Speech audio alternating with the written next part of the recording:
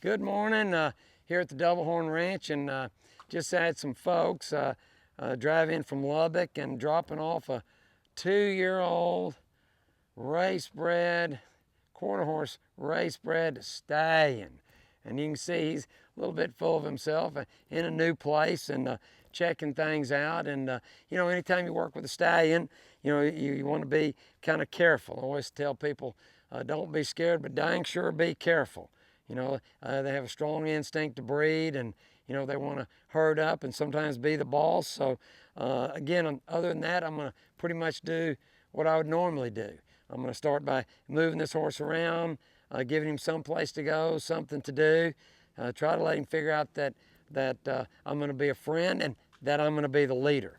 Sometimes you have to establish that. So let's just see what happens. I'm walking in here just like you. I don't know anything about this horse, but let's just work from where he's at and just see what happens.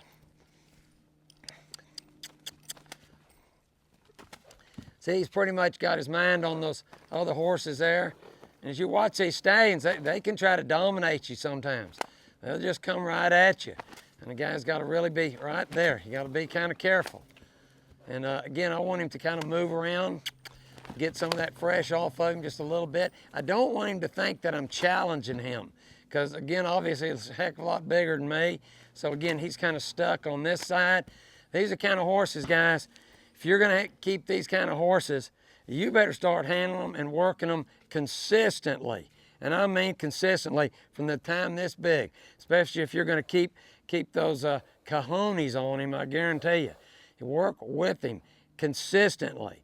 And again, so right there, he doesn't really even know how to move forward real good. He's going to have to figure it out. It's good that he came in here and I didn't ask anything of him when he did. So I'm going to take my time with this horse. But the one thing that I have to have, the one thing I must insist upon is he's got to go when I ask him to go. So off we go again. Step up.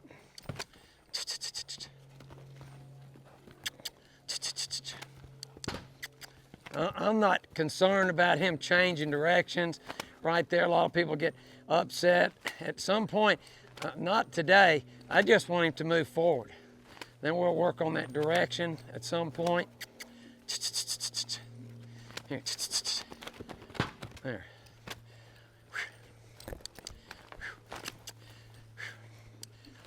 I'm going to let him stop. Not there, right there.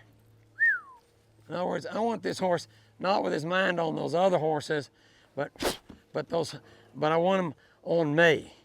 Now, I'm glad he's coming in, but I don't want him to come in like he's going to get on top of me. So there's a whole new and different ingredient when you're working with a stallion, and that's his instinct to breed, instinct to be kind of in control sometimes, to be the dominant one, to be the leader. So I just, again, try to work with, I'm going to try to walk up to him now, and I'm just establishing something with this horse now.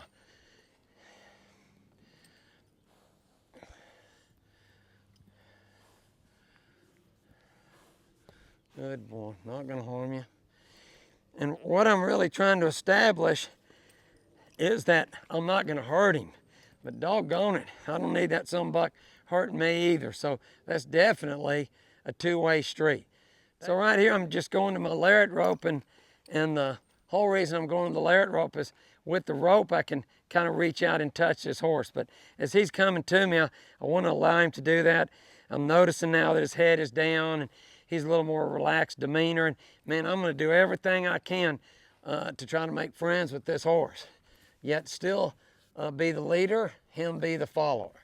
Me be the alpha, him be the beta. And I think he'll be able to accept that like most horses here at some point. But I'm going to have to give him a reason to change, and then give him a reason to trust me. So boy, these little pauses right here, these little recesses, they become pretty important. If you just come in here and just push and push and push and push, you can really trouble these horses. See, he's thinking about leaving, and I'm going to encourage him to do so now.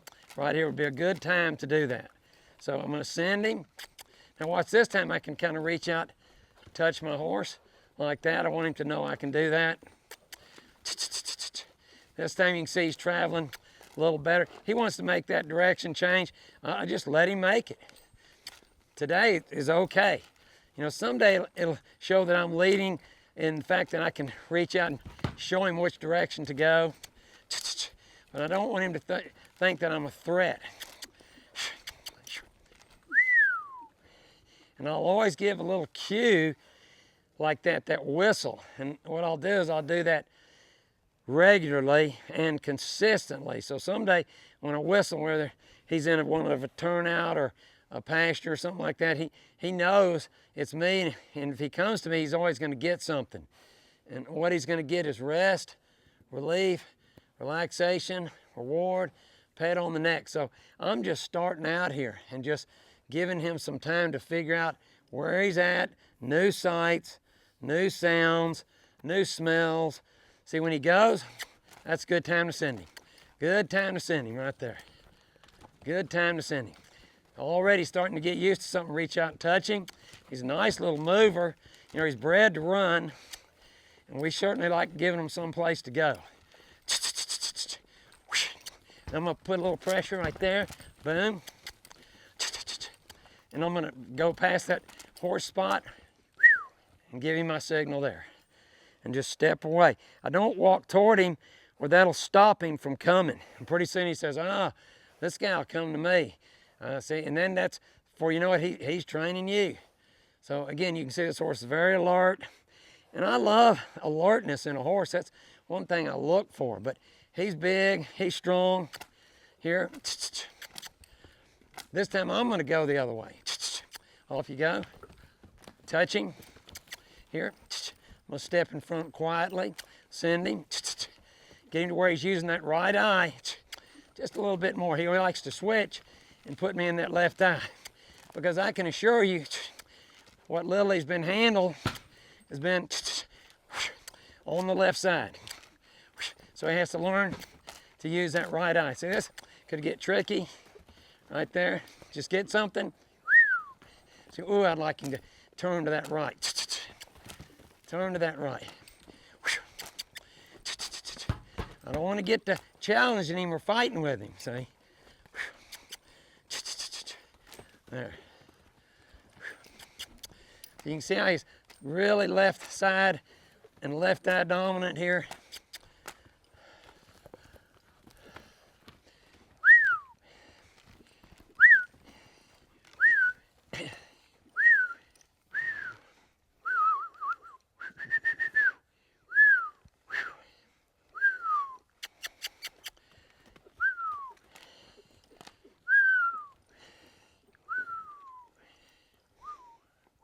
Good boy. Still using that left eye, but I'm just going to walk over here on this right side. Again, these young studs can be real mouthy. So instead of going this way, I'm hoping he'd come this way, but you know, he's kind of torn right there. We've got a pretty strong magnet when we're talking about other horses pulling him that direction. And it's warm today, so I always say anytime you can add the humidity and the temperature together and get over 180, you got to be careful with your horse. They can just get too hot. So I'm going to put a little pause in there, right there, and just let him kind of see where he's at and slow things down. Right there a minute ago, it was getting a little wild and trying to get him to use that right eye, but I'm not going to make it happen, and I hope you won't either. I'd like to just let that happen in time. So I'm taking the pressure back off, slowing things down right here, then I'm going to start again. Matter of fact, sometimes the slow way is the fastest way to get where you want to go. You come in here and start trying to force things happening on this big 2-year-old, I guarantee you'll be in a fight, you know, before you can bat an eye. And that's the last thing I want. When you fight with the horse, you're going to get a fight. So let's stay away from that. Instead of just going to roping him, which I'm going to do in a minute because I can handle him a little better, I am going to go in there and pat him again and keep reassuring him that I'm just trying to make a friend of him. But you can see right here, I got that right eye. And at least I'm aware of that. And I want to be smart enough that I know he could wheel around and kick me, and that's what horses do to other horses, and just to show dominance. But you know, I'm just a two-legged human being and not that big, and I'm not looking to get into trouble. So I'll just slow down and take my time here. All right. I'm going to try to shake that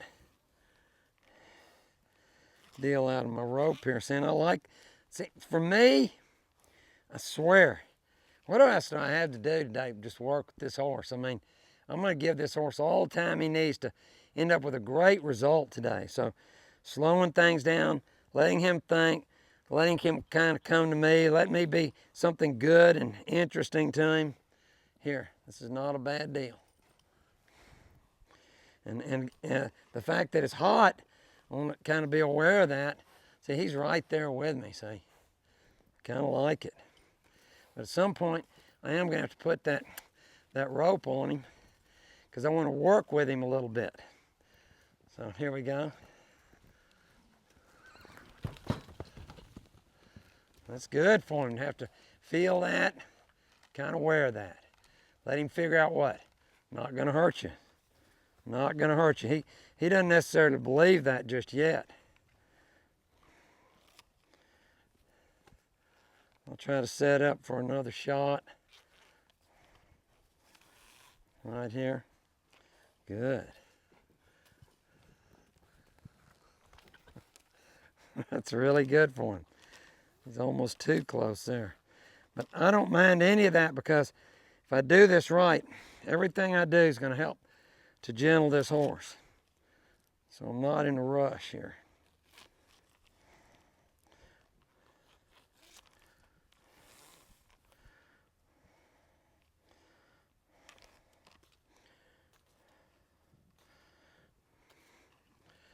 Yep.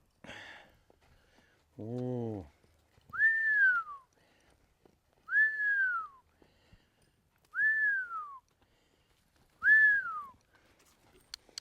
Good.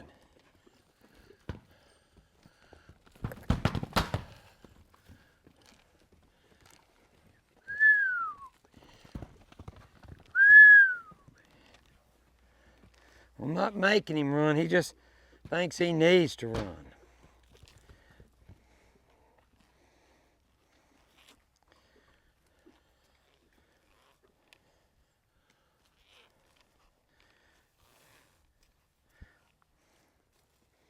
Good boy. Good boy.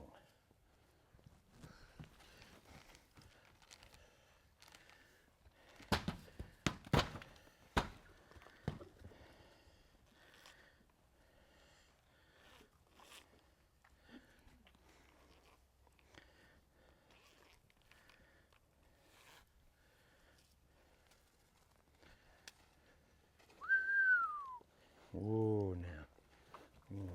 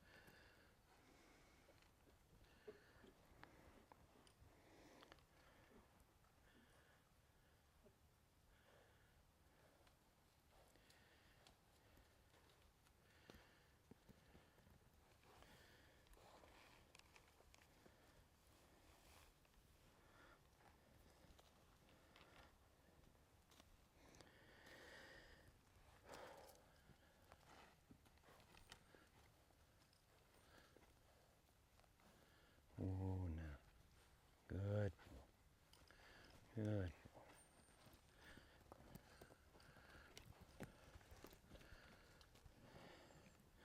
He's smart, see? Has there ever been rope before? Yeah. It's like as smart, he keeps that head right on the outside there. I'm not talented enough to rope. Yeah.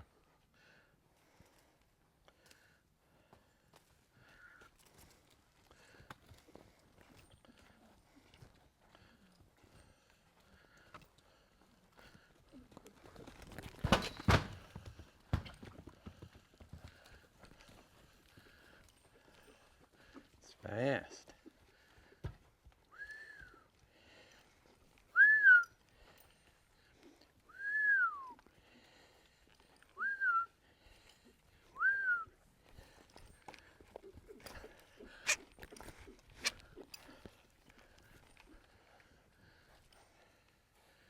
Good boy. Good boy. Oh, no. Good boy.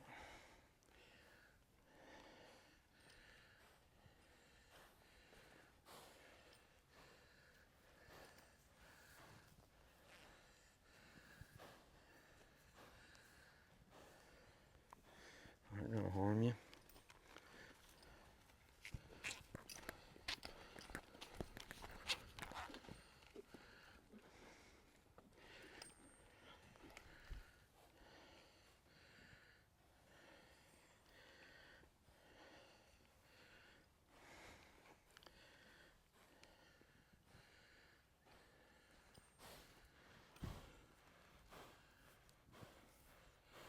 You don't have to work that hard.